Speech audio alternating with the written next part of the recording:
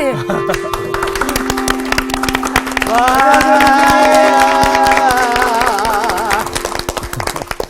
반갑습니다. 네. 잘 지내셨죠?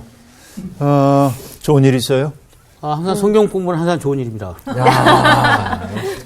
이렇게 이제 우리가 누군가를 환대해주고 네. 따뜻하게 맞아줄 수 있다는 게 참 좋은 일이죠. 네. 사람이 사람이 되는 건 언제냐면 그를 위해 허용된 공간이 있을 때만 사람이에요. 네. 그러니까 나를 위한 자리가 없는 곳에서 사람은 비인간처럼 취급됩니다. 네. 그러니까 내가 이곳에 왔는데 여러분들이 딴전 피우고 번쩍만쩍하고 그러면은 나는 비인간으로 전락한 거예요. 오. 그런 거죠. 그러니까 여러분 누군가를 왕따시킨다고 하는 게 네. 어떤 의미에서는 사람을 죽이는 일일 수도 있는 그렇죠. 맞아요. 그런 행위이죠. 사람이라는 게 참 묘한 존재이죠. 그리스의 비극 작가인 소포클레스라고 하는 사람의 글 가운데 나온 얘기일 거예요. 아마.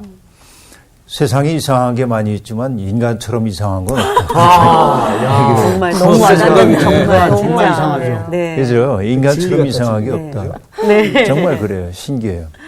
이 세상에 많은 생명들이 있는데 뭐 동물들도 이제 본능적 공포, 살고자 하는 욕망 이런 것들이 있죠. 네. 그러나 동물들에게는 없는 것이 있어요. 인간에게 있는 것 가운데. 그게 뭐냐면 자기의식. 자기를 돌이켜 생각하는 거. 동물들이 자기를 돌이켜 생각할 리가 없잖아요. 그렇죠. 그렇죠. 돼지가 나 왜 이렇게 맨날 먹는 걸 버틸까? 그럼 자기 존재에 대한 배신이야. 뭐 이런 데든지 이런 거 없잖아요. 그렇죠. 지금 당연히. 네. 호랑이가 어느 날 나는 왜 이렇게 약한 동물들을 잡아먹었을까?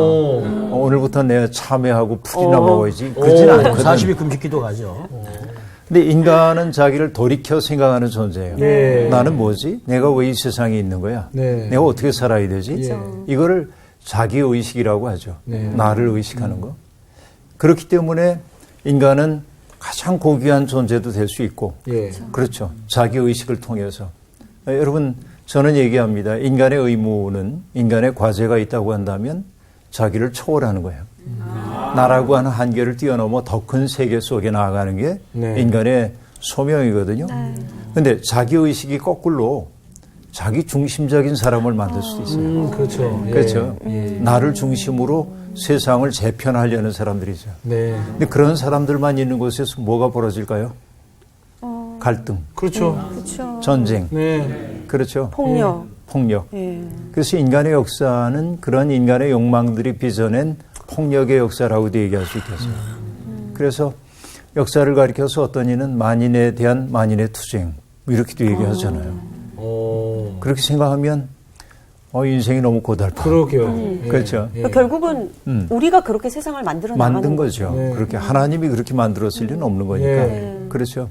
그래서 우리가 알다시피 에덴에서 쫓겨난 인간들, 네. 아담과 하와 사이에 태어난 첫 번째 인간인 가인이 형제 살해자가 됐다고 하는 것은 인간이 얼마나 죄 가운데서 나빠질 수 있는지를 보여주고 있는 거죠. 그러니까 그런 전쟁, 사랑을 위해 부름받았으나 사랑하지 못하고 서로 싸우고 갈등하고 심지어는 하나님의 걸작품인 형제 자매들의 생명을 거두기도 하는 이런 일들. 이것이 어떻게 보면 타락한 인류의 가장 비극적인 모습이 아닌가 싶어요. 사람은 대부분이 다 평화를 꿈꾸잖아요. 그렇죠. 전쟁을 기획하고 전쟁을 수행하는 사람들은 대개 어떤 사람들이냐면 자기는 절대적으로 안전한 사람들 뿐입니다. 그렇죠. 전쟁을 기획하는 사람들이 자기도 죽을 수 있는 가능성이 상당히 높다. 그러면 전쟁 기획 안 합니다. 그렇죠. 그러니까 남들은 죽어도 괜찮아. 나만 아니면 돼. 이런 것들이 전쟁을 기획하고 시행하는 사람들의 아주 악마적 생각이라고 얘기할 수 있습니다. 인간이 이상하다 뭐 이렇게 얘기를 했는데 늘 느끼며 사는 게 그런 거죠. 그래요. 우리 사회에 만연한 폭력의 현실들, 폭력뿐만 아니라 물리적 폭력뿐만 아니라 정신적 폭력도 대단히 많잖아요. 세상에서 제일 큰 상처 가운데 하나가 무시당하는 거, 차별받는 거, 그런 것들. 그렇죠. 그래서 우리 사회는 어떤 의미에서는 서로에게 모욕감을 안겨주기 위해 애쓰는 것처럼 보이기도 하는 이런 세상이 되어버리고 말았습니다. 평화를 꿈꾸지만 평화 없는 세상에 오랫동안 사느라고 우린 좀 지쳤죠. 근데 오늘 우리가 함께 봐야 할 이야기도 평화의 이야기가 아니고 전쟁의 이야기입니다. 안타깝지만 어쨌든 사사기의 말미로 가면서 폭력이 증대되어 가고 있는 세상의 혼돈의 모습을 우리에게 보여주고 있는데 뭐 그렇다고 해서 피할 수도 없잖아요. 봐야지. 이게 우리 현실인데 한번 공부를 한번 해볼게요. 네. 오늘 수업 사사기 27강 동족 간의 전쟁이 벌어지다. 이에 모든 이스라엘 자손이 단에서부터 브에세바까지와 길앗 땅에서 나와서 그 회중이 일제히 미스바에서 여호와 앞에 모였으니 온 백성의 어른 곧 이스라엘의 모든 지파의 어른들은 하나님의 백성의 총회에 섰고 칼을 빼는 보병은 40만 명이었으며 이스라엘 자손이 미스바에 올라간 것을 베냐민 자손이 들었더라. 이스라엘 자손이 이르되 이 악한 일이 어떻게 일어났는지 우리에게 말하라 하니 레위 사람 곧 죽임을 당한 여인의 남편이 대답하여 이르되 내가 내 첩과 더불어 베냐민에 속한 기브아에 유숙하러 갔더니 기브아 사람들이 나를 치러 일어나서 밤에 내가 묵고 있는 집을 에워싸고 나를 죽이려 하고 내 첩을 욕보여 그를 죽게 한지라. 내가 내 첩의 시체를 거두어 쪼개서 이스라엘의 기업에 온 땅에 보냈나니 이는 그들이 이스라엘 중에서 음행과 망령된 일을 행하였기 때문이라. 이스라엘 자손들아 너희가 다 여기 있은즉 너희의 의견과 방책을 내지니라 하니라. 네. 뭐 우리가 지난주에 봤던 게 19장에 나오는 이야기 알지요? 레위 사람의 첩이 어떻게 얘기해야 될까요? 일종의 윤관을 당했다고 할까요? 그러고 이제 죽었고 그래서 나귀에 태워가지고 집으로 돌아온 그가 여인의 몸을 여러 조각을 내가지고 각 지파에 다 보냈고 그러니까 이런 일이 이스라엘에서 지금까지 있었던 적이 없다 하면서 지파들이 분노했던 뭐 분노하는 것은 당연한 일이라고 볼 수 있겠습니다. 그 후의 이야기를 우리에게 들려주고 있는데 그래서 모든 이스라엘 사람들이 단에서부터 브에세바까지 이게 전형적인 이야기죠.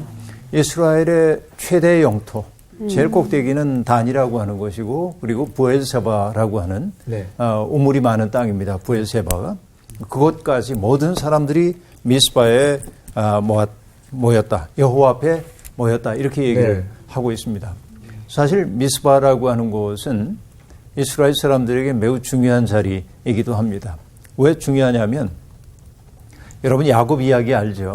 야곱이 외삼촌 라반의 집으로 갔잖아요. 그런데 그곳에서 라헬과 레아를 만나서 어쨌든 결혼하고 외삼촌에 의해서 일종의 뭐랄까 노동 착취를 좀 당하죠. 그렇죠. 그래서 자기 몫을 단단히 챙겨가지고 아내와 자식들을 거느리고 고향으로 돌아오는 거예요. 더 이상 그 장인과 함께 있을 수가 없으니까. 그런데 뒤늦게 그 사실을 한 라반이 쫓아오잖아요. 야곱을. 그래가지고 둘이 마주 섭니다. 그리고 이제 둘이 따지는 거죠. 왜 나 인사도 없이 도망가냐? 하고 얘기하자. 뭐 그럴 여가 없었습니다. 이러면서 서로 오갑니다, 이야기가. 그래서 둘 사이에 오해가 풀렸고 그래서 거기에 돌무더기를 쌓고 그곳 이름을 뭐라고 했냐면 미스바라고 얘기합니다. 그것이 미스바라고 하는 것은 파수대 혹은 망대를 뜻하는 것입니다. 너와 나 사이에 여호와께서 보시기를 원한다 하고 얘기해서 그 미스바라고 하는 것은 하나님의 판단을 받는 장소처럼 되어 있습니다. 그러니까 역사 속에서 그렇고요. 그래서 나중에 사무엘 시대에도 블레셋에 의해서 억압을 받고 그랬을 때 사람들이 전부 미스바에 모여서 참회를 해요. 그것이 사무엘상에 나옵니다. 그러니까 미스바는 대단히 중요한 곳이죠. 그런데 오늘 사람들이 다 몰려 나와서 미스바에 모여서 하나님의 뜻을 구하기 위해서 여기까지는 오케이. 뭐 그럴 수 있다는 생각이 듭니다. 그런데 여기서 우리가 좀 봐야 되는 단어가 뭐냐면 그 1절 하반절에 얘기했죠. 그 회중이 일제히 미스바에서 그랬죠. 일제히 그랬어요. 그죠? 네. 네. 아직은 읽지 않았지만 11절을 보면 이와 같이 이스라엘 모든 사람이 하나같이 합심하여 일제히 하나같이 그죠? 네. 뭔가 총화 단결되어 있는 모습을 보여주고 예, 있습니다. 그다음에 2절을 보면 모든 지파의 어른들 모든이란 단어가 나오죠. 예. 네. 8절도 또 한번 보세요. 거기에 뭐라고 얘기하죠? 모든 사람이 모든이라는 단어가 나옵니다. 네. 7절에도 보면 다 그죠? 네. 그러니까 여기 예외 없이 모든 사람이 일치 단결하여 나타났다고 얘기하고 있습니다. 그러면 여러분 이것은 이스라엘 지파 동맹이 아주 전반적으로 다 동참한 일임을 알 수 있습니다. 네. 그렇죠? 근데 문제는 뭐냐면 그들이 그렇게 하나됨의 목적이 네. 총화 단결한 목적이 네. 평화로운 해결을 위한 회의면 참 좋겠는데 그렇죠. 그게 아니라 네. 뭘 하려고 그러냐면 베냐민 지파를 징계하기 위해 일치 모였어요. 단결했어요. 예. 여러분 사람들은요 누군가를 미워하는 일 누군가 공적이 생기면 예. 대단히 공격적인 태도를 보일 때가 아주 많이 네. 있습니다. 이성이 작동되지 않아요. 예. 어떤 사람들이 증오의 물결에 휩쓸려 가기 시작하면 주변에 있는 모든 사람들을 증오의 물결로 끌고 가는 경향이 있습니다. 예. 그렇죠. 여기에서는 이의를 제기할 수가 없어. 그렇죠. 소위 총화 단결이에요. 에? 어디서 많이 듣던 얘기. 여기에서 그러니까 총화 단결, 일사불란. 일사불란. 별로 안. 일사불란한 거예요. 예. 그렇게 이제 네. 하면 여기에서 누구라도 하나 내 생각은 나로 하고 얘기하면 그 사람이 또 다른 공격에 그렇죠. 대해서 그렇게 시키죠. 너도 그러니까 그쪽 여러분, 편이구나. 과도한 열정이라고 하는 것은 하나됨을 지향하기는 하지만 그 속에는 이성이 작동할 수 있는 여지가 별로 없는 거예요. 그렇죠. 그렇죠? 예. 이게 이제 이 오늘 금방 내가 인용했던 2절과 7절과 8절과 네. 11절에 나오는 예. 그 단어들, 네. 단어들이 지적하고 있는 거라고 얘기하겠습니다. 네. 그들은 그들의 형제, 죄 지은 형제를 징계하기 위해서 총화 단결하고 있습니다. 그렇죠. 네. 그래서 근데 흥미롭게 뭐라고 얘기했냐면 여호와 앞에 모였다라고 얘기합니다. 네. 그렇죠. 이게 정말 인간의 버릇 가운데 하나입니다. 실제로는 자기들이 결정해 놓은 바가 있어요. 네. 자기들의 생각을 관철시키려고 그래요. 네, 그런데 맞아요. 그것을 누구의 뜻으로 포장하냐면 하나님의 뜻으로 포장하고 맞아요. 싶어 하는 맞아요. 경우가 있습니다. 이미 결정은 다 했어. 결정 다 했어요. 그렇지. 그것이 뭐냐면 인간의 욕망을 채우기 위해서 네. 나를 돋보이게 하기 위해 하나님의 이름을 갖다 쓰는 경우가 있는 경우죠. 그렇죠. 네. 이게 이제 늘 문제인데요. 그래서 여러분 뭐 많은 시간은 없습니다만 장폴 사르트르에게 어느 젊은이가 찾아와서 고민을 얘기한 거예요. 네. 선생님, 내 조국이 지금 어려움 속에 처해 있기 때문에 나는 마땅히 레지스탕스 운동에 가담을 해야 하겠습니다. 그런가? 그런데 문제가 하나 있습니다. 노모를 모시고 있는데 내가 떠나면 어머니를 돌볼 사람이 없습니다. 네. 어떻게 해야 할까요? 조국을 위해 레지스탕스 운동 동참할까요? 아니면 포기하고 어머니를 돌봐야 할까요? 사르트르의 대답. 하고 싶은 대로 해. 왜냐하면 사르트르가 하는 얘기가 뭐냐면 그렇게 묻는 거는 네. 정말 자문을 구하는 게 아니라 자기 마음속에 결정을 해놨어요. 그렇죠. 맞아. 맞아요. 그런데 그것을 권위 있는 사람의 입을 통해 맞아요. 추인받고 싶은 예. 거예요. 근데 대개 그럴 때 있어. 어떤 사람이 정말로 그 결정하기 어려워서 묻는 예. 경우도 있지만 예. 대개는 자기가 결정은 다 해놓고 그렇죠. 맞아요. 맞아. 이게 하나님 앞에서도 비슷해 네. 사람들은. 그러니까 지금 여호와 앞에 네. 모였다고 얘기하지만 그들이 지금 사로잡힌 것은 형제에 대해서 예. 분노하고 네. 있는 분노의 열정이라고 볼 수 있죠. 맞아요. 그래서 많은 사람들이 총회에 참석했고 네. 그래서 결국은 이제 총회에서 칼을 빼는 보병 40만 명이 모여들었다고 얘기하고 예. 이제 레위 사람이 자기 첩이 어떻게 죽임을 당했는지에 대한 자초지종을 다 얘기한 다음에 예. 그 총회 앞에서 얘기합니다. 이제 이 문제를 우리가 해결해야 할 텐데 네. 어떻게 해야 하는지 방책을 내시오라고 묻습니다. 그 다음 얘기를 봐야겠네요. 네. 8절부터 16절 미란 씨가 읽어주세요. 네. 모든 백성이 일제히 일어나 이르되 우리가 한 사람도 자기 장막으로 돌아가지 말며 한 사람도 자기 집으로 들어가지 말고 우리가 이제 기브와 사람에게 이렇게 행하리니 곧 제비를 뽑아서 그들을 치되 우리가 이스라엘 모든 지파 중에서 100명의 10명, 1000명의 100명, 10,000명의 1000명을 뽑아 그 백성을 위하여 양식을 준비하고 그들에게 베냐민의 기브아에 가서 그 무리가 이스라엘 중에서 망령된 일을 행한 대로 징계하게 하리라 하니라. 이와 같이 이스라엘 모든 사람이 하나같이 합심하여 그 성읍을 치려고 모였더라. 이스라엘 지파들이 베냐민 온 지파의 사람들을 보내어 두루 다니며 이르기를 너희 중에서 생긴 이 악행이 어찌 됨이냐. 그런즉 이제 기브와 사람들 곧 그 불량배들을 우리에게 넘겨주어서 우리가 그들을 죽여 이스라엘 중에서 악을 제거하여 버리게 하라. 하나 베냐민 자손이 그들의 형제 이스라엘 자손의 말을 듣지 아니하고 도리어 성읍들로부터 기브아에 모이고 나가서 이스라엘 자손과 싸우고자 하니라. 그때 그 성읍들로부터 나온 베냐민 자손의 수는 칼을 빼는 자가 모두 26,000명이요 그 외에 기브아 주민 중 택한 자가 700명인데 이 모든 백성 중에서 택한 700명은 다 왼손잡이라 물매로 돌을 던지면 조금도 틀림이 없는 자였더라. 네, 지금 전쟁이 예비되고 있는데 네. 우리가 한 가지 유의하고 넘어가야 할 것은 뭐냐면 그 레위인이 예. 총회 앞에서 일어났던 일의 자초지종을 얘기하고 있는데 네. 유감스러운 것은 자기 아내의 죽음에 대한 애도 같은 거 없어요. 그러네요. 그가 지금 얘기하고 있는 것은 뭐냐. 자기가 받았던 모욕. 예. 내가 이렇게 모독을 당했어. 그러니까 여전히 자기 중심성 속에 그가 진짜. 갇혀 있음을 알 수 있습니다. 그죠? 네. 그러니까 자기의 존재 가치가 부정당한 사실에 대한 분노만이 그렇죠. 있다 하는 얘기입니다. 그러니까 자기의 비겁했던 행동, 아내를 내주고, 그렇죠. 첩을 내주고, 그들의 저항다운 저항조차 해보지 못했던 네. 자기의 비겁함은 숨기고, 네. 자기가 당한 모욕감만을 지금 얘기하고 있습니다. 굉장히 이제 비겁한 일이죠.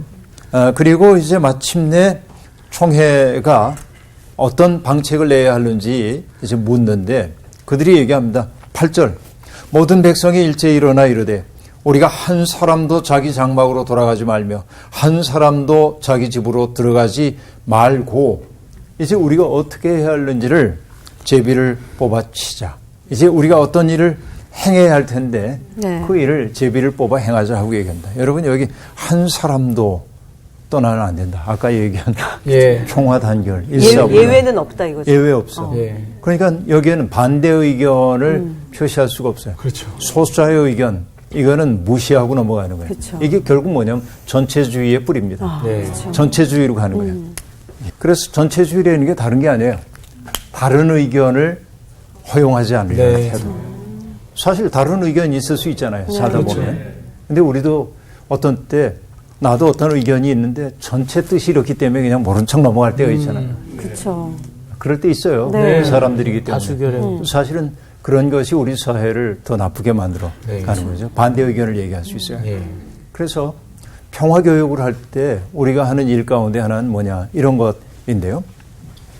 예를 들어서 이제 우리 이 패널들 네 분이 회의를 하는데 모든 사람이 다 돌아가면서 네. 얘기하도록 합니다. 예를 들어서 이게 이제 피리라고 얘기하면 나온 씨한테 피리가 가. 그럼 이걸 쥐고 있는 사람만 말할 수 있어. 그러니까 내 생각은 이렇습니다 하고 얘기를 해요. 그러고선 정규 씨한테 넘겨. 네. 그럼 정규 씨가 어떻게 해야 되냐면 나온 씨가 한 말에 대해서 평가를 하면 안 돼요. 네. 그러니까 나는 그 생각에 반대입니다, 찬성입니다 하면 안 돼요. 네. 내 생각. 내 생각은 이렇습니다 하고 얘기를 해야 돼요. 그리고 미란 씨한테 넘어왔는데 미란 씨는 생각이 복잡해. 아직 정리가 안 됐어. 그럼 들고 있어요. 그리고 그냥 상훈 씨한테 넘겨줘. 네. 그래도 미란 씨는 이 공동체에 굉장히 큰 기여를 한 것으로 간주해야 돼. 침묵조차도. 중요해요. 그리고 이제 상훈 씨한테 넘어와서 상훈 씨도 한마디를 해서 그러고 보니까 의견이 둘 정도로 집약이 되잖아. 네, 예를 들어서. 예. 그러면 또 다시 나온 씨로부터 가서 그 견해에 대해서 나는 이렇게 생각합니다. 해서 합의를 이루어가는 게 평화교육이에요. 그러니까 모든 사람이 말할 수 있어야 돼. 침묵할 자유도 있어야 돼. 예. 근데 뭐냐면 한 사람도 떠나면 안 돼. 뭐 이렇게 이제 얘기하면 위축되고 그죠? 침묵을 강요당하는 네. 이런 일이죠. 이게 이제 벌어지기 시작합니다. 그래서 제비를 뽑아 기부하 사람들의 악행을 징치한다는 결정을 내리고 각 지파의 10분의 1에 해당되는 사람들을 뽑아서 군인들을 위한 양식을 마련하게 하고 네. 그리고 군인들은 기부하에 가서 악행을 징계한다라고 결정을 내리게 됩니다. 그래서 대표자들을 베냐민 지파에 보냈습니다. 그리고 묻습니다. 너희 중에 생긴 이 악행이 어찌 됨이냐 하면서 기부하 사람들 곧 그 불량배들을 넘겨달라고 요구합니다. 그러니까 그들을 죽여서 이스라엘 가운데 심어진 악행의 씨앗을 뿌리 뽑겠다고 얘기를 하고 있습니다. 그렇죠? 자, 어떻게 보면 그들을 징계해야죠. 네. 징계해야 합니다. 근데 문제는 뭐냐면 그들을 징계하기엔 너무 많은 사람들이 동원돼서 전쟁을 위해 동원된 것처럼. 그렇죠. 수십만의 사람들이 몰려들었습니다. 그러니까 이게 그들만 징계하고 끝날 일이 아닌 것처럼 보여요. 그러자 베냐민 사람들이 얘기합니다. 나에게 모욕감을 줬어. 하고. 모욕감을 줬어. 그대들이 나에게 모욕감을 준 거야. 그러면서 베냐민은 이스라엘과 맞서 싸우는 길을 택합니다. 네. 자, 이걸 뭐로 지금 얘기해야 되냐면 이스라엘 총회가 있죠. 네. 그리고 거기에 이제 베냐민 지파가 대립하고 있는 건데 베냐민 지파가 대립을 하는 형국인데 네. 여기에 이제 악행을 행한 사람들이 있었죠. 네. 그러니까 그들도 자기 스스로 정화하면 돼요. 그들을 징계하고 그렇죠. 예. 이 징계를 우리가 하겠다. 예. 그렇게 해서 악행의 씨를 없애겠다 하면 좋을 텐데 네. 베냐민 지파가 한 얘기는 뭐냐면은 우리한테 모욕을 줘? 아니 우린 그 불량배라 할지라도 넘겨줄 수가 없어. 어떻게 보면 굉장히 멋있는 것처럼 보여요. 그러네요. 멋있는 것처럼 보일 수도 있어요. 예. 그렇잖아요. 근데 문제는 뭐냐면 이 속에서 작동되고 있는 논리가 정의와 공정의 논리가 아닙니다. 네. 정의와 공의의 논리가 아니라 뭐냐면 연고주의, 가족주의. 네. 연고주의와 네. 일종의 가족주의라고 얘기할 수 있어요. 예, 예. 여러분, 이게 예. 이 베냐민 지파만 그런 게 아니고 네. 한국인들이 어떻게 습관적으로 네. 세상을 판단하고 어떤 형태로 세상을 바라보는지를 연구한 사회학자가 있습니다. 예. 네. 정수복이라고 하는 사회학자가 있는데 네. 그분의 책 가운데 한국인의 문화적 문법이라는 아주 중요한 책이 있어요. 문화적 그러니까 문법. 문법이구나. 문법이라고 하는 게 우리가 의식하지 않고 말하지만 만들어진. 문법에 맞게 말하잖아요. 그렇죠. 예. 그러니까 내 속에 내면화되어 있는 문화적 문화적 코드가 있는 거예요. 예. 근데 그것을 근본적 문법 6개, 파생적 문법 6개, 이거로 나눠서 12개로 정확하게 얘기합니다. 매우 재미있는 책입니다. 대단하신 분이네. 근데 그 가운데 하나가 뭐냐면은 금방 얘기한 대로 연고주의, 가족주의 같은 거. 예. 한국인의 정서를 그렇죠. 이제 사로잡고 있는 것들이라고 볼 수 네. 있습니다. 맞아요. 우리가 가족주의에 물들어 있다고 하는 것은 타자들하고도 가족적 호칭을 사용합니다. 형, 오빠, 그렇죠. 그러네. 동생, 누나, 형. 그렇죠. 그리고 음식점에 가도 이모. 가족적 호칭들을 주로 사용합니다. 그래야 친밀하다고 느끼는. 맞아요. 그렇죠. 뭐 선배하고 얘기하면 너 왜 나 선배라고 그래? 형이라고 안 하고. 형이라고. 그래서 이런 것들이 뭐냐면 일종의 가족주의. 아, 진짜 그렇다. 진짜. 그러네. 그래서 그 속에서 우리들은 안심하는 거야. 네. 친밀한 관계구나 그런 거. 네. 그러니까 그 속에서 공적인 의견이 끼어들 여지가 별로 없어요. 계급 관계가 만들어서. 계급에는 가부장도 있고 이렇게 있잖아요. 네. 형, 오빠 이런 거. 예, 예. 또 연고주의. 고향이 거기야? 오, 몰랐네. 그랬어. 형한테 진작 얘기하지. 이러지. 야, 많이 들었어, 많이 들었어. 그러니까 많이 들었어. 직장 가려고 그래도, 이게 우리 대학 출신이네. 이런 거. 이게 맞아요. 연고주의. 많아요. 그렇죠. 이런 것들이 어떻게 보면 공의와 정의의 사회를 무너뜨리고 있는 것들이라고 볼 수 있어요. 그러니까 여러분, 이런 것들을 우리가 좋은 말로 치장했던 게 뭐냐면 정의지. 그렇죠, 정. 예. 정, 의리. 한국인을 이해하기 위해서는 정을 이해해야 된다. 그렇죠, 정. 이런 것들이에요. 그런데 문제는 뭐냐면 저것이 작동될 때 정의와 공의는 무너지도록 돼 있어요. 이게 저게 나쁘다는 얘기가 아니고 네. 공의와 정의를 무너뜨릴 정도 연고주의와 가족주의에 물들면 안 되는 안 거예요. 된다. 여기 지금 베냐민 사람들은 바로 거기에 물들어 있습니다. 그래서 그들은 이스라엘 총회와 전쟁에 나서기로 합니다. 네. 군인을 뽑았더니 베냐민 사람 2만 6천 명이 동원됐습니다. 예. 기브아 사람 700명이 동원됐습니다. 네. 그런데 그들 가운데는 왼손잡이로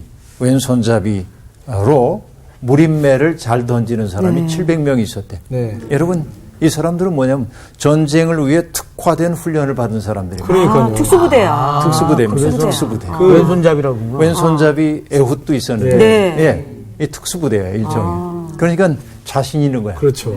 저들이 숫자는 많지만 우린 특공대야. 그렇죠.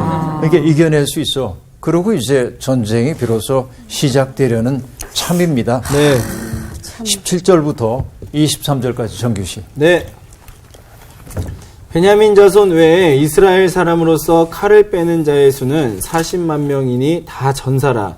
이스라엘 자손이 일어나 베델에 올라가서 하나님께 여쭈어 이르되 우리 중에 누가 먼저 올라가서 베냐민 자손과 싸우리까 하니 여호와께서 말씀하시되 유다가 먼저 갈지니라 하시니라. 이스라엘 자손이 아침에 일어나 기브아를 대하여 진을 치니라. 이스라엘 사람이 나가 베냐민과 싸우려고 전열을 갖추고 기브아에서 그들과 싸우고자 하매 베냐민 자손이 기브아에서 나와서 당일에 이스라엘 사람 2만 2천 명을 땅에 엎드러뜨렸으나 이스라엘 사람들이 스스로 용기를 내어 첫날 전열을 갖추었던 곳에서 다시 전열을 갖추니라. 이스라엘 자손이 올라가 여호와 앞에서 저물도록 울며 여호와께 여쭈어 이르되 내가 다시 나아가서 내 형제 베냐민 자손과 싸우리까 하니 여호와께서 말씀하시되 올라가서 치라 하시니라. 자, 이스라엘과 베냐민이 드디어 전쟁이 벌어지게 되었습니다. 네. 네. 이스라엘 사람들이 40만 명이 동원이 됐습니다. 네. 그래서 전쟁에 나서는데 그들이 하나님 앞에 질문합니다. 네. 어떤 질문이냐면 누가 먼저 올라가서 싸울까요? 네. 이렇게 묻습니다. 그러자 여호와께서 유다가 먼저 가라 하고 얘기해요. 네. 근데 문제는 뭐냐면 이 질문 속에 담겨 있는 문제입니다. 우리 중에 누가 먼저 올라가서 싸울까요? 하고 얘기를 하는 것은 네. 싸워야 하는 것을 기정사실화하고 묻는 거예요. 그렇죠. 하나님의 의견이 개입될 여지가 없이. 네. 그래서 하나님이 유다가 먼저 가 하고 얘기합니다. 예. 하나님의 허락처럼 보이지만 예. 사실은 그렇지 않아요. 그죠? 이게 그죠? 예. 자기들끼리 결정해 놓은 것을 예. 할 테면 해봐요. 하나님이. 이런 얘기입니다. 그러니까 이 질문에 유의해야 돼요. 예. 우리 중에 누가 먼저 올라가서 베냐민 자손과 싸우리까 싸우는 게 당연하다고 그들은 결정해 놓고 네. 여호와를 밀어붙이고 있어요.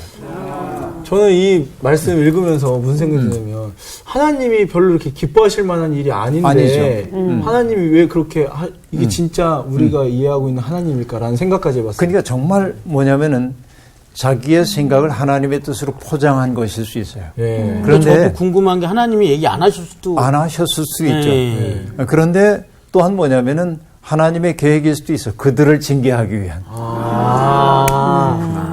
그러니까 무엇이 맞다라고 우리가 결정하지 말고 네. 다양한 해석의 가능성을 열어두자 그 얘기예요. 근데 여러분 자세한 얘기하지 맙시다. 전쟁에서 1차 전쟁에서 총회가 져요. 베냐민한테. 특화된 전쟁꾼들한테 집니다. 네. 그래서 그들이 울면서 금방 읽었던 네, 구절에 네. 23절에 보면 다시 내 형제 베냐민 자손과 싸우리까 하고 이제 묻습니다. 내가 다시 싸우리까? 여러분 누가 먼저 갈까요? 라는 질문에서 바뀌었어요. 예. 네. 싸울까요? 그렇게 이제 물어요. 여전히 싸우려고 하는 의지가 강합니다. 네. 하나님의 뜻이 어디에 있는지를 헤아리지 않고 예. 여전히 아주 그 강고한 의지가 나타나 있습니다. 예, 그래서 하나님이 올라와서 치라. 네가 원하면 해봐 하고 얘기해요. 그래서 읽지 않았지만 그 다음날 전쟁에 나갔다 이스라엘이 두 번째 패배를 아하. 기록합니다. 많은 사람들이 이제 죽게 됩니다. 그러자 그들이 뭐냐면 베델에 이르러서 울면서 금식하고 하나님 앞에 번제와 화목제를 드리면서 네. 그렇죠. 하나님 앞에 다시금 여쭈는 거예요. 뭐라고 묻냐? 세 번째 질문은 우리가 다시 나아가 내 형제 베냐민 자손과 싸우리까 말리까 하고 묻습니다. 예. 질문이 달라지고 있죠. 네. 싸울까요 말까요? 라고 얘기합니다. 그러자 하나님이 그때 비로소 대답합니다. 내가 그를 내 손에 넘겨주리라. 하나님의 징계가. 근데 하나님의 징계가 먼저 기브앗 사람에게 시행되지 않았어. 네네. 누구에게 시행됐습니까? 이스라엘. 그렇죠. 과도한 분노에 사로잡혀서 그렇죠. 한 형제 지파를 없애려고 하는 그들의 과도한 열정에 대해서 하나님이 먼저 징계를 하신 거예요. 네. 전쟁에 패배하도록 하면. 그러니까 선생님 처음에 이 사람들이 모였을 때 하나님께 드리는 어떤 질문의 기도가 어떻게 할까요? 지금 상황이 이런데 이거는 하지 안 않고 물었지. 처음부터 싸우러 나가려는 누가 먼저 갈까요? 그렇게 했던 네. 그게 정말 잘못된 것 같아요. 진짜. 이 성경을 잘 읽어요.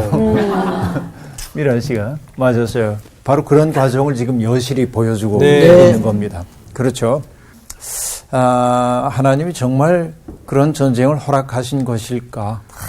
아니면은 정의를 세운다면서 동족을 멸절시키려고 하는 열정에 사로잡힌 사람들이 하나님의 이름으로 그 전쟁을 합리화한 것은 아닐까. 우리는 그런 합리적 의심을 해볼 필요가 네. 있다고 얘기할 수 있습니다. 네. 그러자 이제 그들은 전략적으로 움직이기 시작해요. 기브와 주위의 군사들을 매복시키고 그리고 이제 성동격서한다고 할까? 그러니까 가서 싸움을 걸고 쫓아나와서 성읍을 비우고 그러니까 매복했던 사람들이 덮치고 이런 그 어떻게 보면 전략적인 그런 그 행위를 통해서 결국은 기브아 사람들이 다 죽임을 당하죠. 베냐민도 아주 많은 어려움을 겪게 됩니다. 그래서 베냐민 사람들이 2만 5천 명이 죽임을 당했다고 그렇게 이야기를 하고 있습니다. 그러면 여러분 싸움의 결과가 어떻게 되는지 조금 봐야겠는데 네. 36절부터 42절까지를 나온 씨가 좀 읽어주세요. 네. 이에 베냐민 자손이 자기가 패한 것을 깨달았으니 이는 이스라엘 사람이 기브아에 매복한 군사를 믿고 잠깐 베냐민 사람 앞을 피하매 복병이 급히 나와 기브아로 돌격하고 나아가며 칼날로 온 성읍을 쳤음이더라. 처음에 이스라엘 사람과 복병 사이에 약속하기를 성읍에서 큰 연기가 치솟는 것으로 군호를 삼자 하고 이스라엘 사람은 싸우다가 물러가고 베냐민 사람은 이스라엘 사람 30명 가량을 쳐 죽이기를 시작하며 이르기를 이들이 틀림없이 처음 싸움같이 우리에게 패한다 하다가 연기 구름이 기둥같이 성읍 가운데서 치솟을 때에 베냐민 사람이 뒤를 돌아보매 온 성읍에 연기가 하늘에 닿았고 이스라엘 사람은 돌아서는지라 베냐민 사람들이 화가 자기들에게 미친 것을 보고 심히 놀라 이스라엘 사람 앞에서 몸을 돌려 광야길로 향하였으나 군사가 급히 추격하며 각 성읍에서 나온 자를 그 가운데에서 진멸하니라. 네. 어쨌든 끔찍한 전쟁 상황을 보여주고 있는데, 뭐, 우리가 알다시피 매복했고, 그래서 일부의 군사가 가서, 이끌어내고, 베냐민 사람들. 그래서 쫓겨가는 척 하다가 복병이 기브아로 돌격하고, 그리고 성읍에서 연기가 솟아오르자 쫓기는 척하던 군인들이 돌아서서 공격을 하고 그래서 베냐민은 광야길로 도주하고 이 복잡한 이야기를 하고 있습니다. 네. 쫓겨가는 베냐민 사람들을 추격했고 끔찍하게도 그들을 진멸했다. 그렇게 말합니다. 그래서 베냐민 사람 18,000명이 엎드러졌고 그래서 림몬 바위에 이르는 큰 길에서 이어서 기돔에서 죽임을 당했다. 어떻게 보면 기브아 사람들에 대한 징벌에 그치지 않고 폭력에 대한 눈먼 열정이 결국은 베냐민 사람들에 대한 학살극으로 이 전쟁이 막을 내리게 되고 있음을 알 수 있습니다. 그러니까 베냐민 전체를 적으로 규정하고 확전하고 있는 거죠. 근데 에피소드가 하나 남아 있습니다. 네. 어떤 에피소드냐면 광야길로 도망하여 림몬 바위에 몸을 숨긴 베냐민 사람들이 넉 달 동안 거기에 은신하고 있었다. 네. 네. 바위 뒤에 넉 달을 은신하고 있었어요. 그래서 48절만 나온 씨가 다시 한번 읽어주세요. 네. 48절. 이스라엘 사람이 베냐민 자손에게로 돌아와서 온 성읍과 가축과 만나는 자를 다 칼날로 치고 닥치는 성읍은 모두 다 불살랐더라. 자, 베냐민 사람 600명만 림몬 바위에 숨어 있고 예. 그리고 이스라엘 사람들이 베냐민 자손에게 돌아와서 성읍, 가축, 만나는 자 다 죽이고 닥치는 성읍 모두 다 불살랐다 하고 얘기합니다. 이 얘기는 뭐냐면 베냐민 지파를 이방의 적으로 규정한 거죠. 아. 이방인처럼. 진멸 사상을 지금 여기에 네. 도입하고 있음을 알 수 있습니다. 결국 이 일을 통해서 출애굽을 통해 주어진 평등 공동체의 꿈은 산산조각이 나고 말았습니다. 네. 제한적으로만 허용되는 보복이 오히려 지파 전체를 멸절시키는 눈먼 열정으로 변질되고 있음을 우리에게 보여주고 있습니다. 근데 여러분 전쟁이라는 건 이런 것입니다. 전쟁이라는 것은. 그래서 베트남의 작가인데 제가 좋아하는 작가 바오닌이라고 하는 베트남의 작가가 있는데 네. 그분이 썼던 전쟁의 슬픔이라고 하는 책이 있습니다. 그러니까 소위 우리가 얘기하는 월남전 예. 그 당시의 상황을 다룬 건데 제목 자체가 전쟁의 슬픔 아니에요? 전쟁은 슬픈 거예요. 그래서 그가 하는 얘기는 뭐냐면 정의만 승리하는 전쟁은 없다. 세상의 어떤 전쟁도 정의만 승리하는 전쟁은 없다라고 얘기를 네. 하고 있습니다. 그러면서 그가 자기의 경험을 담아서 하는 얘기가 뭐냐? 착하고 학식 있고 예의 바른 사람조차 하루아침에 야수로 만드는 것이 전쟁이다. 그렇죠. 그래서 내 동료가 피 흘리는 광경을 보는 순간 사람은 이성의 한계를 뛰어넘게 되죠. 그러니까 정말 전쟁이지만 전장에서는 옳고 그름이 없어요. 네. 맹목적 폭력만이 남아있는 거죠.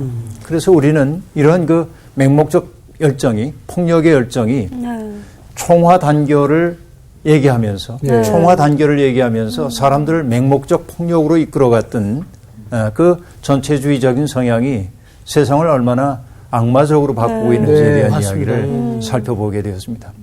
그래서 우리가 소위 얘기하는 동해 혹은 동태 복수법이라는 게 있죠. 탈리오 법칙이라고 하는 거. 눈은 눈으로, 이는 이로라고 하는 거. 그건 어떻게 보면 끔찍한 이야기처럼 보이긴 하는데 어떻게 보면은 폭력이 더 에스컬레이트 되지 못하도록 하는 장치이기도 해요. 네. 동해 복수를 해야 하기 때문에. 근데 우리는 보복을 하다 보면 과하게. 그렇죠. 하게 네. 되죠. 예. 그러니까 여러분 여기엔 탈리오 법칙도 적용되지 않았고 네. 어쨌든 평등 공동체의 꿈을 폭력을 통해 산산조각 냈던 이스라엘의 흑역사의 한 부분을 우리가 지금 바라보게 되었습니다. 아프지만 이게 인간 역사고 오늘 강의의 초입에 얘기했던 것처럼 세상이 이상한 게 참 많지만 네. 인간처럼 이상한 게 없다. 그래서 나라고 하는 존재가 남이 아니라 나도 이상한 존재일 수 있어요. 맞아요. 이성이 작동되지 않은 존재일 수 있어요. 그러니까 남만을 가리킬 게 아니라 나 자신을 자꾸만 성찰하면서 내 속에 있는 폭력의 열정들을 다듬어가는 이런 일들이 필요합니다. 네. 오늘 수업 여기서 마칠게요. 네, 감사합니다. 나는 정말 잘 사는 나라는 소수의 의견이 반영되는 정말 나라인 것 같아요. 내가 뭔가 다른 의견을 냈을 때 그 사람을 정말 이상하게 보는 경향이 정말 있잖아. 그렇죠. 그걸 그래서 어떻게 저는 항상 이상한 사람이었어요. 그러니까 나랑 비슷하구나. 그런 이상한 사람을 이상하게 우리가 보면 안 되는데 또 한 가지 또 느꼈던 거는 다 답을 다 우리가 가지고 있잖아요. 그쵸. 항상 이제 하나님께 여쭤보는 게 아니라 맞아요. 뭐 이렇게 답을 다 내 안에 결정해놓고 이미. 하나님 어떻게 이렇게 맞아요. 물어보는 그 이스라엘 백성의 모습이 모습이에요. 지금 우리의 모습이 아닌가 맞아요. 하는 생각도 많이 들었어요. 되게 한 시간 내내 힘들었어요. 근데 이런 정말 흑역사를 또 우리가 공부하면서 네. 우리가 정말 어떻게 생각해야 되는지 바르게 생각하고 산다는 게 뭔지 그걸 좀 알 수 있어서 좋았던 것 같아요. 그럼 어떻게 할까요, 상훈이 형 이제? 또 가시죠, 그러면. 네가 원하는 대로. 삶으로 갈까요? 갈까요? 예. 이번 주 퀴즈입니다. 다음 중 반역으로 왕위를 잃지 않은 사람은 누구일까요? 1번 아몬, 2번 요아스, 3번 요시야. 정답을 아시는 분은 CBS 성서학당 홈페이지에 정답을 올려주시거나 우편으로 보내주시면 됩니다. 선정되신 분들에게는 하나님의 말씀을 전 세계에 보급하는 대한성서공회에서 성경, 송태근 선생님의 교회가 알고 싶다, 김기석 선생님의 아욥, 예레미야 산책 끙끙 앓는 하나님, 성경 통독을 위한 최고의 자습서 성경 2.0 가운데 하나를 드립니다.